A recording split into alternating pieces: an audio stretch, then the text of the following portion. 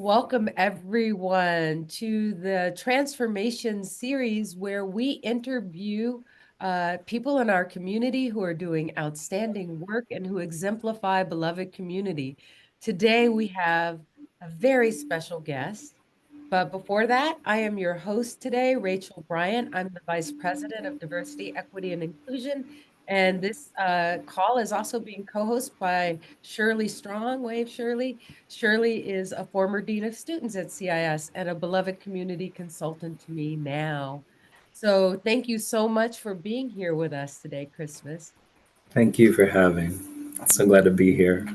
So in a nutshell, tell us, just about your life. Like what brought you to this moment of becoming, and I think that's probably continuous Christmas presence, like it's evolving. I mean, like Christmas presence is an evolving name and identity. Life journey, I'd say, also involves that diaspora, just honoring my 3.5 generations it took to get here.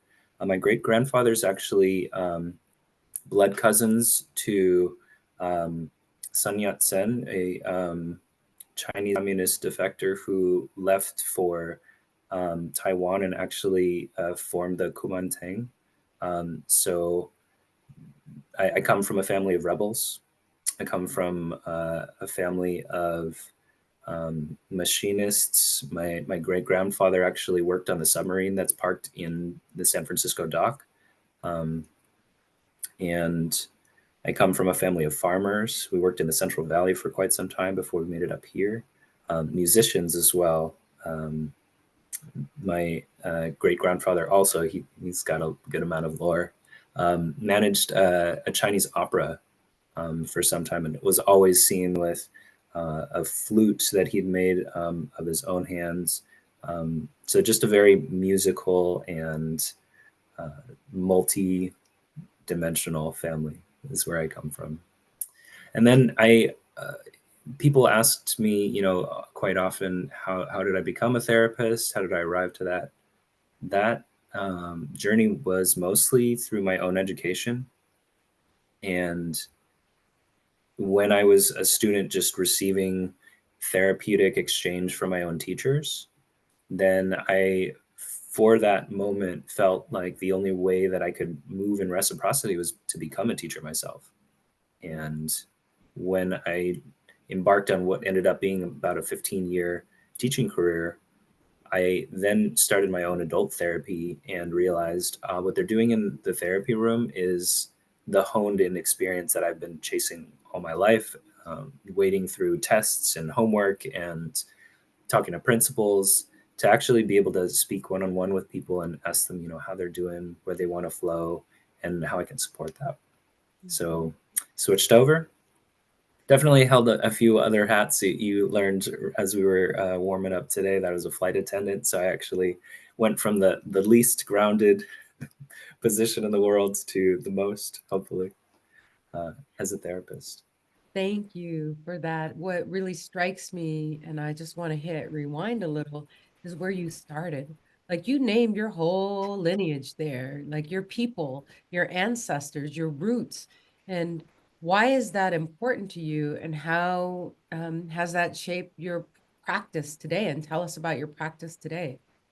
Um, I would say that as I meet any of my clients too, I also encourage that conversation just so that they can get a sense for my own practice, where I come from, my roots, what I draw on as my genetic inheritance, my trauma inheritance, my resilience inheritance, anything like that.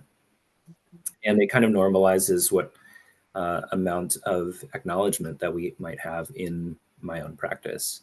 So if you go on my website, christhmuspresence.com, you'll see I practice Xychotherapy, XYCHO therapy. I made up the word. Why? So that I could really define a space and a practice that would hold other people that wasn't defined by other people before me. But like, okay, you sign up, you get the acceptance letter. What did that feel like? Like, I'm going to graduate school now. Like, what was that Yes. feeling? I think from the place of having been in education for so long, it felt like the right return. I had already gotten a bachelor's years ago in psychology, and another.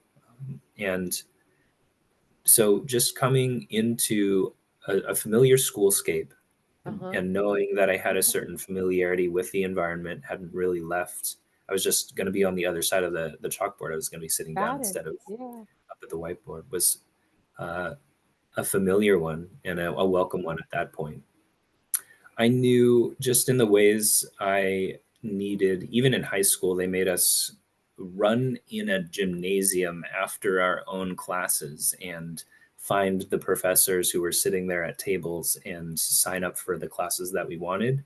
That there was a certain amount of expectation for me to thread a needle for my own education, to be very assertive and find the resource that I seek and make the experience my own. But what have been some key learning moments for you, maybe both as a student and as a psychotherapist, like after graduation? I'll start with ours. One of the most potent ones was when uh, my housing shifted dramatically and suddenly, and during your class. As soon as I told you that I was going to be houseless for the foreseeable, you took out a 20 and you took a tangerine from your lunch and you gave both to me. And the just earnest and loving and the way that you had already established, a student professor relationship with the entire classroom that I was very much appreciating was a moment where I really leaned into that power of a $20 bill holding value more than the currency that it wielded. I remember that. I guess I was just being myself at that time. And as you started to tell the story, I'm like, wait, don't tell everybody I gave you like food and money. I was your professor. Like, we're not supposed to do that stuff. Time out. And Yes, I imagine this comes up, maybe came up for you as a teacher, but certainly as a yes, therapist, as you said, like, how are we being in a space with the people that we serve where we hold that container for healing in the way that is most healing for the person at the center, the person coming to receive, how does that work for you? Because I wasn't supposed to do that, but I did right. it anyway, because that's what my heart told me to do.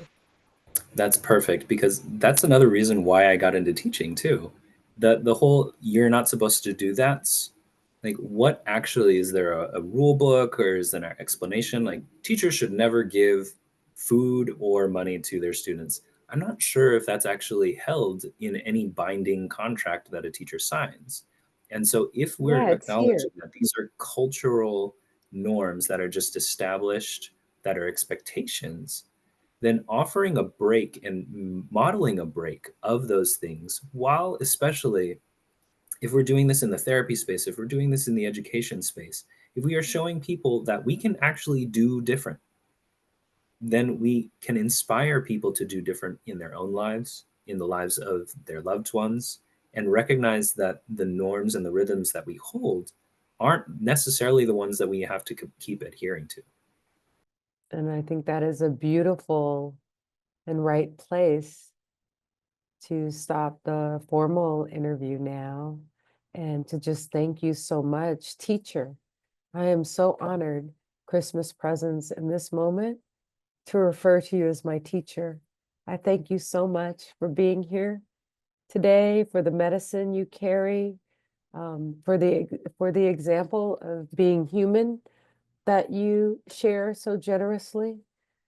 Um, and for all the ways that this conversation has entered this ecosystem today with the beautiful humans who decided to be here today with you, that resonates into their soul's journey and all the people that they are caring for as well. I claim this for all of us, and I seal this conversation for our best and highest good. I thank all of you for coming today. And we will just stop the recording now. Thank you, everyone.